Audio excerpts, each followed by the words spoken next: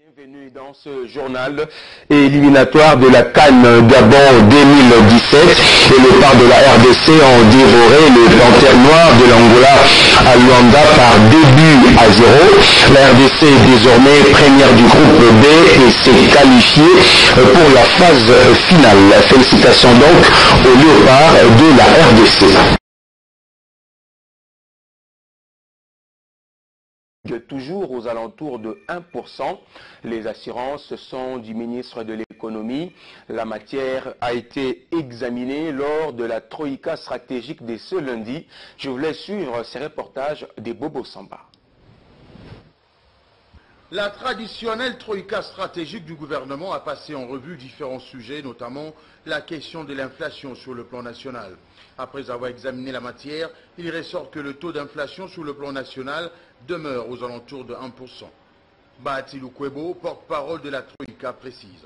Rappelez-vous qu'au 1er janvier 2015, nous étions toujours à plus de 920 francs congolais, donc 925 francs congolais, et quand vous prenez 937, ça fait 12 francs à l'espace de 2 années. Je crois que c'est une situation qui est contenue et qui peut s'expliquer.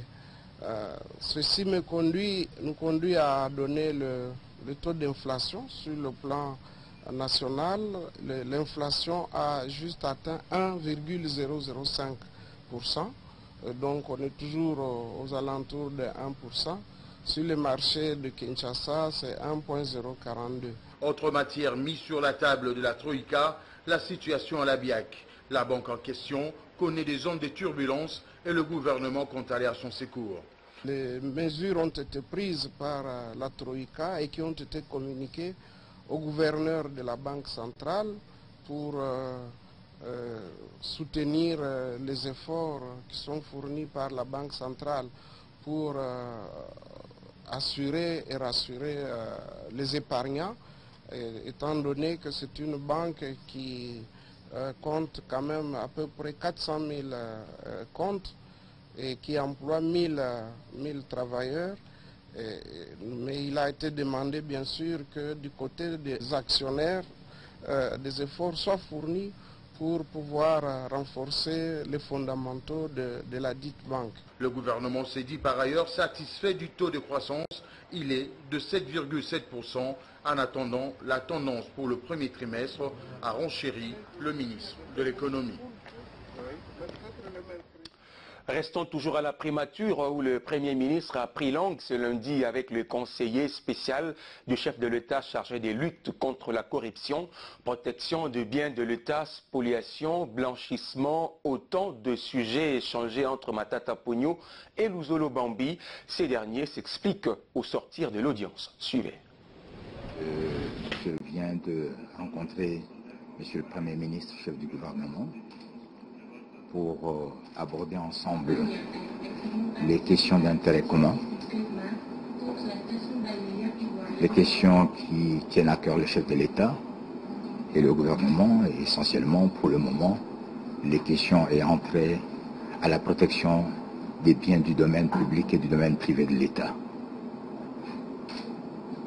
C'est que depuis un moment, il y a une spoliation des maisons de l'État qui est manifestement identifié par un réseau dans lequel sont impliquées les autorités officielles et les personnes privées, lequel réseau est en train de dépouiller pratiquement toutes les maisons de l'État.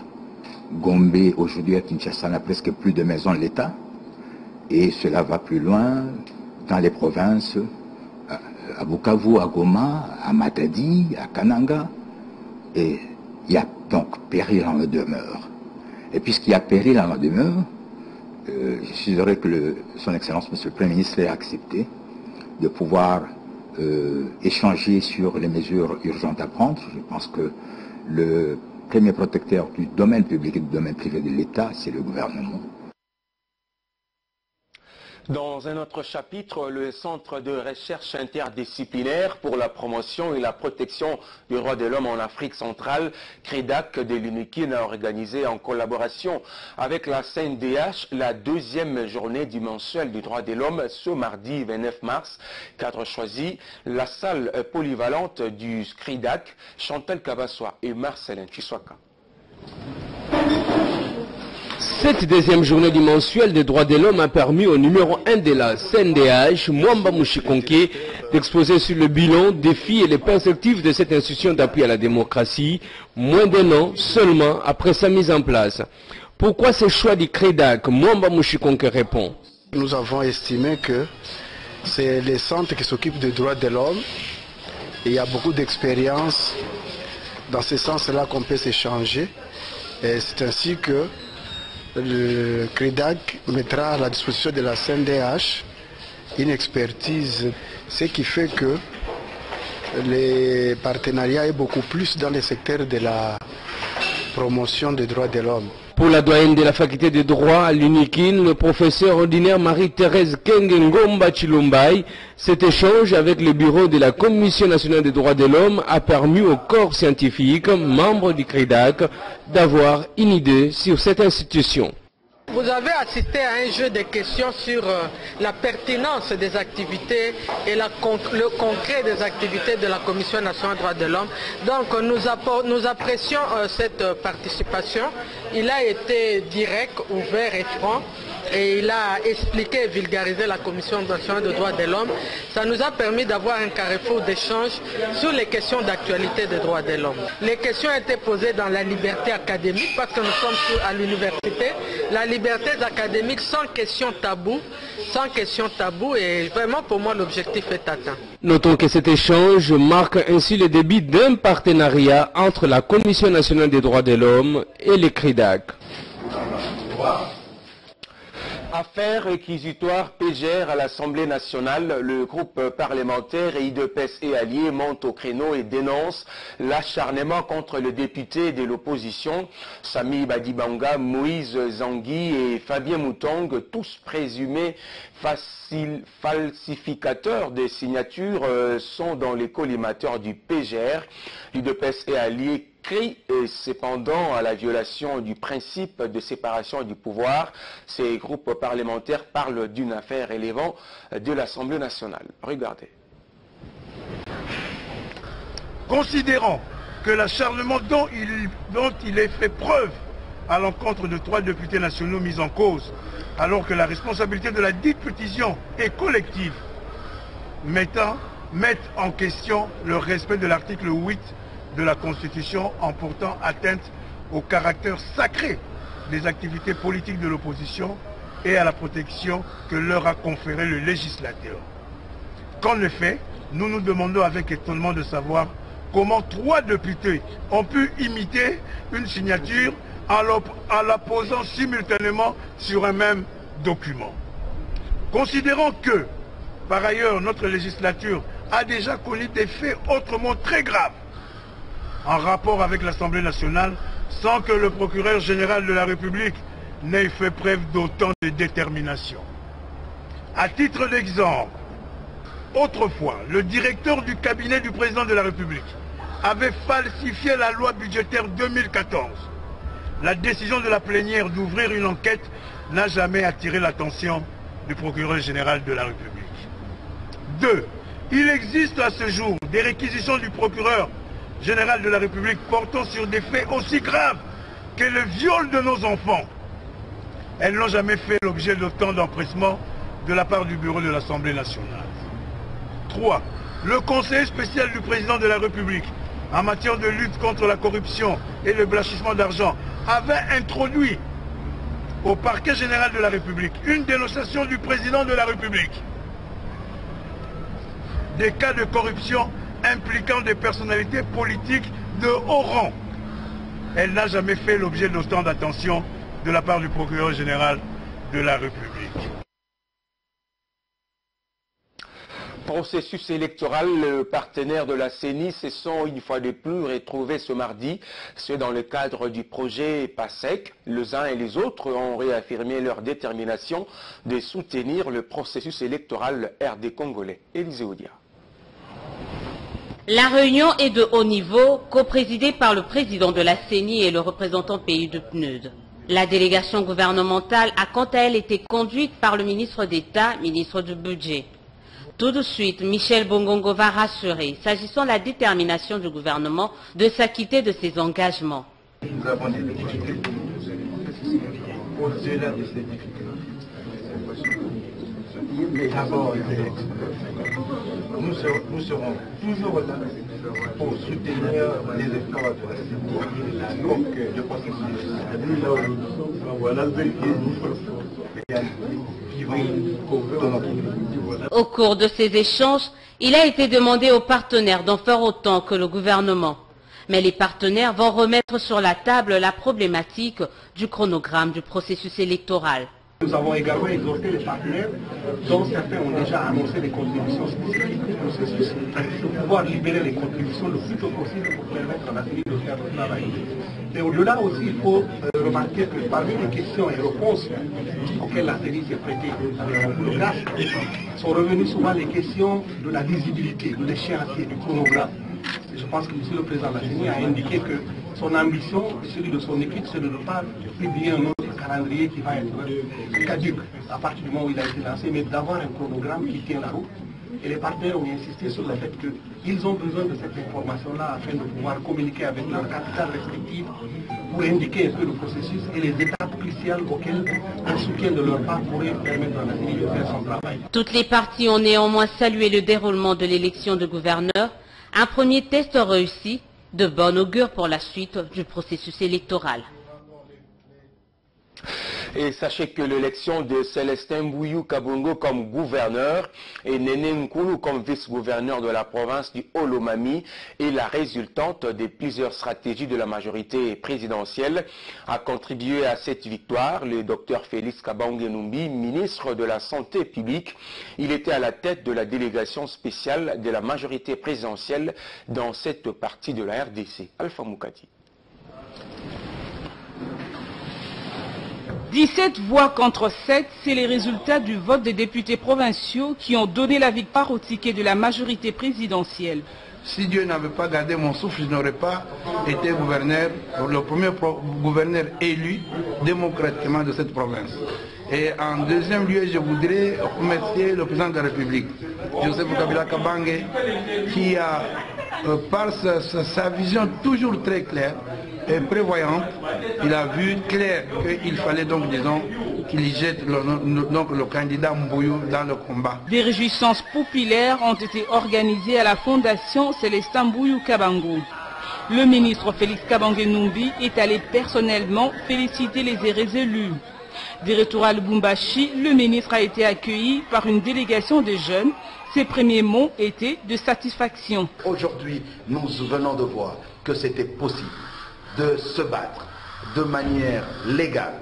Et je vous rappelle que le G7 a été derrière dans toutes les 4 provinces de l'ex-Katanga depuis le début jusqu'à ce jour. Mais nous sommes très heureux de voir et de montrer à la face du monde que le Katanga, en ces 4 provinces, est totalement derrière Joseph Kabila Kabange. A noter que Grand Katanga Obaminakou, secrétaire général de l'AMP, était à la tête d'une autre délégation, les patrons de la majorité présidentielle qui, dans la soirée de samedi, a annoncé les résultats de sa plateforme s'agissant des dernières élections de gouverneurs. Élection de la honte, c'est en ces termes que le G7 qualifie le scrutin ayant abouti à l'élection des gouverneurs dans les nouvelles provinces. Au-delà de dénoncer les conditions qui ont entouré la tenue du scrutin, le G7 dit plutôt se préparer pour la bataille de l'alternance. Suivez à ces sujets Charles Mwando Simba, président AI de G7. La majorité s'est empressée d'organiser sans aucune base légale les élections des gouverneurs et des bureaux des assemblées provinciales des 28 nouvelles provinces installées précipitamment. Le G7 stigmatise ces élections qui ont fait la honte de la République démocratique du Congo, car marqué du sceau de la perversion des institutions publiques et émaillé de la tricherie, de la corruption, des intimidations, voire des arrestations arbitraires des candidats, des mensonges et d'abus des biens publics par la majorité présidentielle. Comme quoi, pour cette dictature naissante, plus vous êtes impopulaire, plus vous êtes le plus proche du régime. Ainsi donc, au lieu de se vanter des victoires à la pyrrhus et de chercher vainement à impliquer le G7 qui n'a présenté aucun candidat à ce scrutin plein d'irrégularité, la majorité devrait plutôt préparer ses valises pour libérer la République d'ici le 19 décembre au plus tard. En tout cas, pour les G7, les déroulements chaotiques des élections des gouverneurs et des bureaux provisoires des nouvelles assemblées démontrent à suffisance que le Congolais n'a plus rien à attendre de ce régime. Et contrairement à ses habitudes de prendre le temps avant de réagir, à agir pour des élections transparentes et apaisées, réagit promptement contre l'initiative de la CENI de saisir la Cour constitutionnelle pour obtenir, si possible, la prorogation du délai afin de mieux organiser les élections. Les détails avec Luc Mikomo Kabongatra. Au terme de ce processus, plus les jours passent, plus la tension autour des élections augmente et les dangers pour la nation deviennent de plus en plus plausibles. L'État lance un avertissement sévère à la CENI qui doit absolument éviter de mettre la charrue devant le bœuf. L'État s'oppose au stade actuel à la démarche de la CENI de saisir la Cour constitutionnelle afin d'obtenir une dérogation quant au respect du délai constitutionnel pour organiser les élections. L'État l'a dit ce lundi au cours d'une conférence de presse organisée à son siège de l'Imité 3e rue, une conférence de presse assortie des recommandations. À la Commission électorale nationale indépendante CENI de renoncer à son projet de solliciter unilatéralement l'extension du calendrier électoral au risque de ruiner davantage sa crédibilité. La demande de l'extension du calendrier tel qu'envisagé énerve le délai constitutionnel de 90 jours prévu à l'article 73 de la Constitution pour la convocation du scrutin présidentiel et emporte nécessairement prorogation du mandat présidentiel. Plus d'une fois déjà, l'État a avisé l'opinion sur les élections, apparemment sans être écouté, mais les faits finissent quelquefois par lui donner raison. En sera-t-il de même cette fois-ci? L'avenir nous en dira un peu plus. Et puis le bureau politique de G7 en conclave depuis ce mardi, des assises de 2 jours, élargies aux parlementaires et cadres de ces regroupements politiques, où il sera question de l'alternance à la tête du pays. Le G7 attend ainsi lever une option autour de son candidat à la présidentielle, mais aussi réfléchir sur le contenu de son projet de société qu'il compte proposer à la population. Élisée Audiard.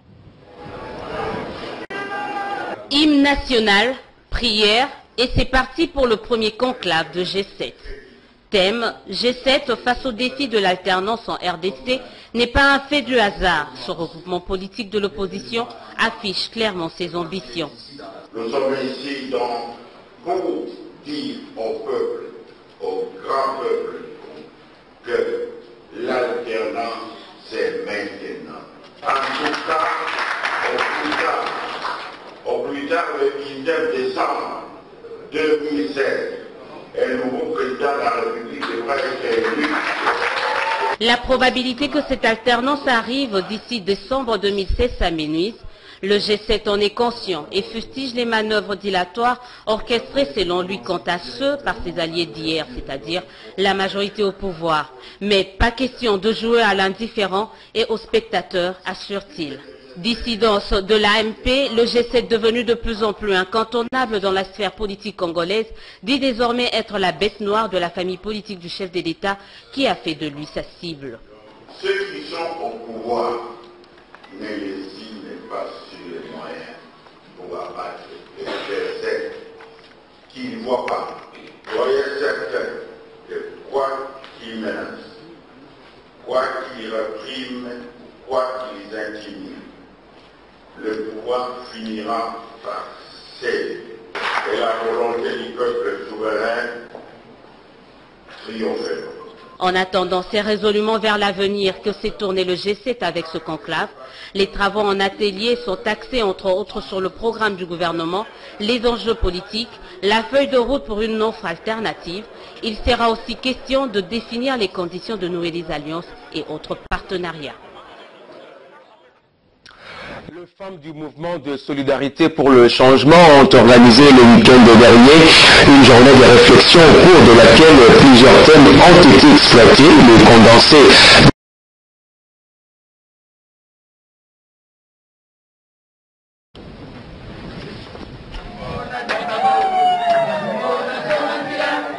Cette rencontre s'inscrit dans le cadre de la clôture du mois dédié à la femme. La jeune féminine du mouvement de solidarité pour le changement a voulu à travers cette activité illuminer la femme quant à ses responsabilités pour le développement du pays et son autonomisation. 3 thèmes au total ont été développés lors de cette journée de réflexion: femmes et santé, la femme dans le domaine de la reconstruction du pays et enfin la femme politique actrice du développement. Lève-toi comme mère car cette affaire te concerne. On a essayé de parler avec les mamans pour leur dire qu'on n'est pas des êtres faibles. Comme le titre nous dit, jadis on nous a donné les 30%, mais maintenant comme on a vu qu'il y a évolution, nous nous sommes dit on est maintenant à 50-50. Nous avons exhorté les mamans de MC, elles doivent savoir qu'elles ne sont pas faibles. Nous sommes aussi des êtres humains comme les hommes, nous sommes capables de travailler, de faire n'importe quel travail au même pied d'égalité que les hommes. S'en est suivi un débat houlé. Le président provincial du MSC Kinshasa, présent à ce rendez-vous de femmes, a souhaité les voir de plus en plus engagées pour le développement du pays. Les femmes ont déjà eu le pouvoir à travers le Dieu, le Créateur. Donc demander aujourd'hui 50-50, je pense que ça serait trop demandé parce qu'ils ont déjà ce qu'ils demandent entre leurs mains. La femme doit se lever seulement, s'engager à exercer ce qu'elle peut faire pour la nation, pour le développement. Plaidoiries et recommandations ont été formulées à l'intention du gouvernement à l'issue de cette matinée de réflexion. Dans le reste de l'actualité, 2 bandes de criminels ont été présentées par le groupe de recherche d'intervention du commissariat provincial de la ville de Kinshasa au cours d'une parade organisée ce mardi 29 mars 2016. Le commandant provincial de la ville, le général Célestin Kanyama, a saisi cette occasion pour féliciter les policiers pour le travail bien fait, mais aussi leur transmettre quelques instructions venues de la hiérarchie. C'était cet avant-midi au terrain annexe du stade martyr de la Pentecôte. André Mokini. La parade de la police de ce mardi a commencé par une prédication du pasteur Théodore Mogalo sur la concordance des vêtements et de l'esprit. S'en est suivi de la présentation de 2 bandes de criminels par le groupe de recherche d'intervention du commissariat provincial de la police ville de Kinshasa. Une arrestation qui a valu des félicitations des autorités transmises par le commandant provincial de la ville de Kinshasa. J'ai commencé par vous féliciter pour le travail abattu na kombo ya bakonzi. Mosala kitoko bozali kosala. Kotala ndenge bozokanga bavoyou. O baza kotika mboka na biso capitale Kimiate. Le général Célestin Kanyama a invité les policiers d'être apolitiques avant de leur rappeler leur mission première, celle de sécuriser la population et ses biens. Nous avons parlé de la sécurité des personnes et de leurs biens. Et Seigneur, to batela batuna biloko na bango, to faciliter bango libre circulation. Se sentir à l'aise, et nous avons parlé également, il y a symbole et autorité de l'État. Symbole et autorité de l'État, toza korefléter image wana eza image munene esengeli moto aye kodistraire biso te. Nous vous avons parlé de la politisme. Nous ne pouvons pas avoir des contacts avec les hommes politiques. Biso télévision a commandement à biso et comment nous recevons les instructions. Nous ne venons pas ici chercher l'électorat. Tatale Kinayo, Aza Tatale Kinayo, mais Aza ça la politique. Yo kakukomi sa camarade na yote.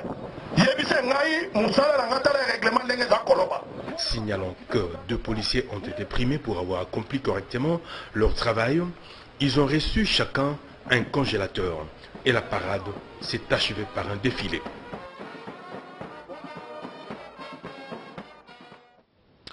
Madame, Messieurs, place à présent à la revue de presse. André Mokili signe cette sélection. Cette revue de presse vous est présentée par Happy Congo.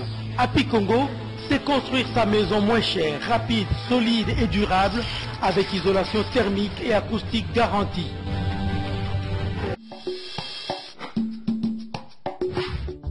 Bonsoir. Élection de gouverneur. Les résultats définitifs attendus le 18 avril prochain, écrivent le Dépêche de Brazzaville. Le journal indique que les résultats provisoires de l'élection de gouverneur de province, publiés par la CENI, ont été transmis au cours d'appel pour le traitement des contentieux éventuels et proclamation des résultats définitifs. Et c'est le 18 avril que le suspense sera définitivement levé. Élection ou dialogue, la majorité présidentielle en pole position, constate Forum des As pour les quotidiens. Quelle que soit l'issue à la crise politique actuelle, l'organisation de l'élection des gouverneurs et vice-gouverneurs de nouvelle province couvre un jeu hyper important. À la première hypothèse que les élections aient lieu dans le délai, il paraît bien clair qu'elles seront gérées par les administrations provinciales, inversement aussi. L'État propose un dialogue technique, s'exclame la prospérité. En quoi les journaux, l'État n'adhère pas à la thèse du bureau de la CENI selon laquelle les élections sont techniquement impossibles en 2016. Cette plateforme des ONG de la société civile démontre plutôt qu'il est possible de respecter le délai constitutionnel pourvu que la CENI s'engage à respecter la Constitution et que la Cour constitutionnelle s'engage à son tour à dire le droit en portant la responsabilité de tout ce qui en découlera. Pré-dialogue à Monaco, les 4 vérités de Félix Tshisekedi révèlent la trompette. L'hebdomadaire souligne que le secrétaire national de l'UDPS en charge des questions extérieures, Félix Tshilombo Tshisekedi, serait à la base des nouvelles consultations en vue d'un dialogue avec le régime de Kinshasa. Il n'en est pas question, a-t-il fait savoir à ses proches dans la capitale belge. Je ne suis pas impliqué dans ces nouvelles consultations. Si ces consultations existent, elles ne m'engagent pas, a-t-il tranché avant de fixer s'il y a ces nouveaux contacts. Il concernerait peut-être quelques individus, en tout cas pas l'UDPS. En préparation, coup de force, FRDC et PNC manipulés, annonce la colombe Le Point Gauche. Le quotidien explique que le Front Citoyen organise du 24 mars au 15 avril la campagne Yebela Pasinayo Pasinangai pour sensibiliser les agents de l'ordre.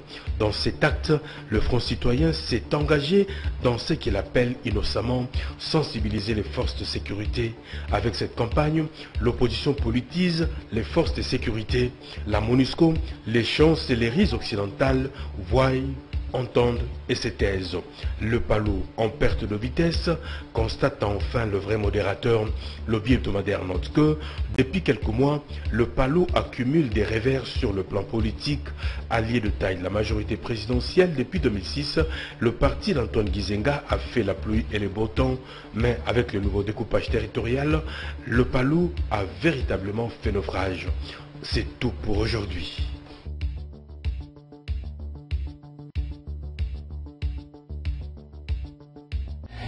Cette revue de presse vous a été présentée par Happy Congo. Happy Congo, c'est construire sa maison moins chère, rapide, solide et durable avec isolation thermique et acoustique garantie. C'était l'essentiel de l'actualité ce mardi sous la direction d'André Mokili. Madame, Messieurs, merci de nous rester fidèles. Au revoir.